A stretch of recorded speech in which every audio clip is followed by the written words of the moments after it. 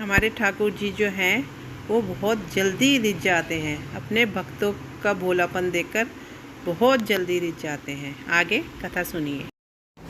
Hello guys, Soni Rathore के evening के mini blog में आपका स्वागत है। मैं स्वस्थ हूँ, मस्त हूँ, खुश, आशा करती हूँ आप भी स्वस्थ मस्त खुश होंगे। अभी मैं गई हुई थी मार्केट कुछ काम निपटाने के लिए। जैसे मैंने पहले भी बताया था कि मैं जो भी 2-3 काम होते हैं मैं इकट्ठे निपटाती हूँ, क्योंकि स्कूटी लेके जाना होता है। तो मेरे को जाना था पेट्रोल डलवाने और मेरे को जाना था साइकिल पे थोड़ा कंट्रीची का सामान लेने।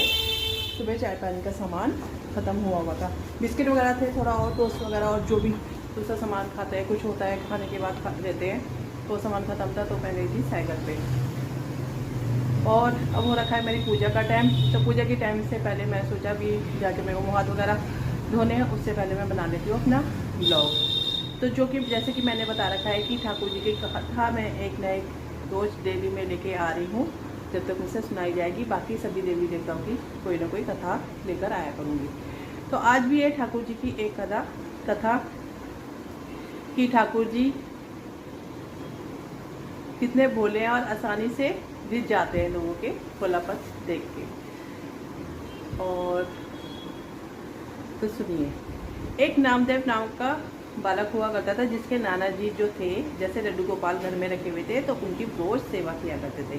वो उनको नियम से नहलाना धुलाना, दूध दिया करते थे और समय पर खाना, जो भी भोग लगाना होता था वो सब लगाते थे। यह देखकर उनका अलग जो उनका नवासा जो होता है वो सब कुछ देख रहा होता है, और वो कहता है कि मेरे को भी पूजा ऐसी करनी दीजिए, मैं भी ये लगाऊंगा। तो कहते कि नहीं, अभी तुम छोटे हो, जब कभी मेरे को कहीं जाना पड़ जाया करेगा तो तुम ये काम किया करना। तो वो ऐसे ही पत्थर को जैसे मान के बस बात खेलता रहता है और बस ऐसे ही करता रहता है, जैसे गाना करते रहते हैं ऐसा बस वो। तो उसको वो प्रैक्टिस करते करते सब कुछ बातें आ जाती हैं, कैसे कैसे स्टेप बाय स्टेप इनका ध्यान रखना है ठाकुर जी का। एक दिन की बात होती है, उनके नाना जी को उनको कहीं बाहर जाना पड़ जाता है किसी ज़रूरी काम से। तो वो कह के जाते हैं अपने उसको नामदेव को कह के जाते हैं, बेटा मेरे को जाना पड़ रहा है, तो लड्डू गोपाल जी के नहाने से लेकर सुलाने तक का, नहाने से लेकर सुलाने तक का, भोग तक का सब कार्य ये तुम्हें ध्यान में रखकर करना है। कि जैसे जैसे मैं को करते हुए तुम देखते थे और तुम बार बार मुझसे कहते थे कि मेरे को भी ऐसी सेवा करनी है ठाकुर जी की, तो वैसी ही सेवा तुम्हें देख देख के आ गई है। अब वो सेवा तुम्हारी करने का टाइम आ गया है और ये अवसर मैं तुम्हें दे रहा हूँ। और कहते हैं कभी भी ठाकुर जी को बिगर दूध पिलाए, बिगर कुछ खिलाए पिलाए, बिगर भोगे के तुम मत खाना। तो ऐसा ही होता है, वो ऐसे ही करता है। नामदेव आता है पहला दिन, 3 दिन की बात होती है। पहला दिन आता है, वो ठाकुर जी को नहलाता धुलाता, सारे काम करता है, सब कुछ करता है। वो उनको दूध देता है। तो दूसरे दिन जब देखता है कि दूध तो ऐसे ही रखा हुआ है, ठाकुर जी ने पिया नहीं। फिर ऐसे ही दूसरा दिन भी हो जाता है कि वो देखता है कि ठाकुर जी ने ये तो लिया ही नहीं। और उसको ये उसके नाना बोल के गए हुए होते हैं कि जब तक ठाकुर जी भोग ना लगाए तब तक तुम्हें भी खाना पीना नहीं है। तो ऐसे ऐसे करके तीसरा दिन भी हो जाता है, उसका भी भूख के मारे बुरा हाल हो जाता है। तो उसको आता है गुस्सा। उसको वो कहता है कि नाना आके मेरे पर बहुत ज़्यादा गुस्सा होंगे, क्योंकि आपने भोग नहीं लगाया। तो वो रसोई में जाके एक चाकू ले आता है और कहता है कि अगर आपने भोग नहीं लगाया, आपने दूध नहीं पिया और मैं भी इतने दिनों का भूखा हूँ, तो मैं अपना गला काट दूँ और आपके चरणों में रख दूँगा। तो ये देखकर, उस बच्चे के भोलेपन को देखकर ठाकुर जी एक बार बोलता है, वो 2 बार बोलता है, जब तीसरी बार बोलता है ना और कहता है, बिल्कुल जोश में आ जाता है सब कुछ करने के लिए, तो ठाकुर जी एकदम से प्रकट हो जाते हैं।